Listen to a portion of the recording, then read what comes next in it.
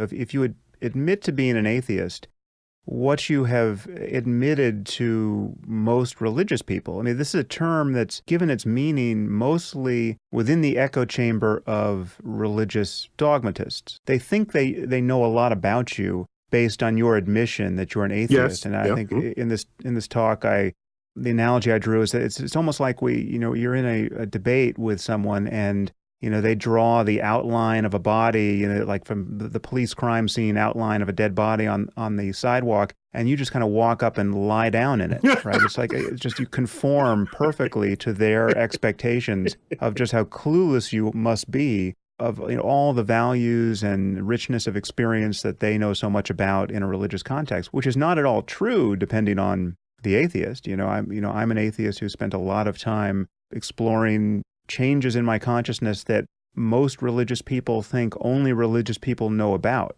right? Classically, mystical states of consciousness with psychedelics, or a long time spent on silent meditation retreats. There's different ways to change your mind and your brain, and it just so happens that only religious language has been applied to this historically. And if you say you're an atheist, you are almost by definition from the religious side, not necessarily from the atheist side, you are disavowing all of that as either just frank psychopathology or conscious fraud or something that just doesn't bear looking into. That's just, again, it's a failure of communication ultimately. But the price you are paying that I'm not paying, I think, in the atheist community, is you begin to either look kind of shifty or not altogether honest if you keep dancing around the term or using a term like I'm an agnostic as opposed to an atheist, whereas you would never say you're agnostic about Poseidon in the same way that you're tempted to say you're agnostic about the God of Abraham. That's why I don't even use the word agnostic. I said, if you had to pick a word, then pick that word, but I wouldn't. I don't know that a word exists in this context. And there are other things, and there are plenty of atheists who would even agree with what I'm about to say, but just all told, I just don't think it fits the model. Like, my favorite musical of all time is Jesus Christ Superstar. And one of my favorite works of music is Bach's Mass in B minor, with Handel's Messiah a close second, and choral works, that is. And I love going into churches and to mosques and looking at the architecture and the artwork and the detail of the designs, and the fact that all mosques are aligned with Mecca. That's kind of an interesting fact.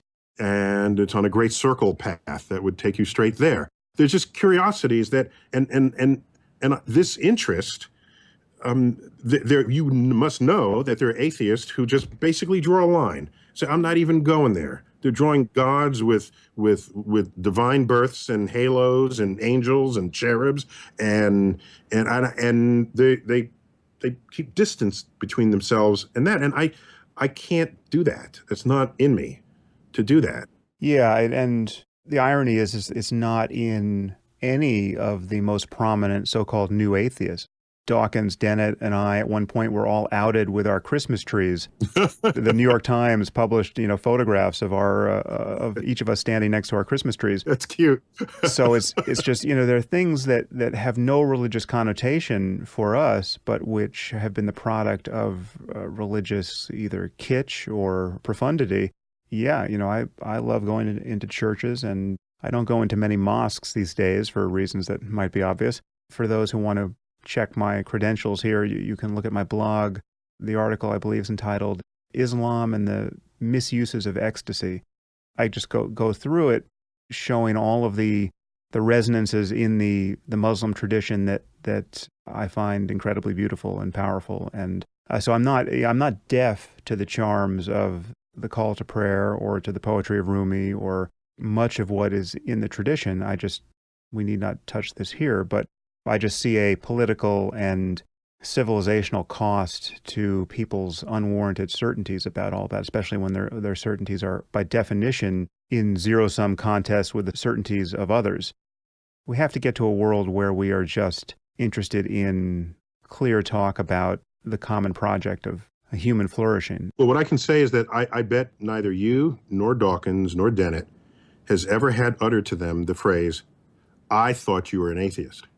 based on some statement or comment that you've made. I bet that's never happened. Except if someone sneezes near me and I say, God bless you, which has been known to happen. So, because I get it maybe 2 or 3 times a month. And, given the total following, that's small, sure. But the fact that it happens at all, even when I put out my Jesus tweet where people thought I was endorsing Bernie, people said, what do you care what Jesus says? You're an atheist, It's like, okay, so again, people are not even allowing me to be me because they've drawn the chalk outline on the pavement, like you say. And the limbs are not allowed to stick in a direction where the chalk isn't.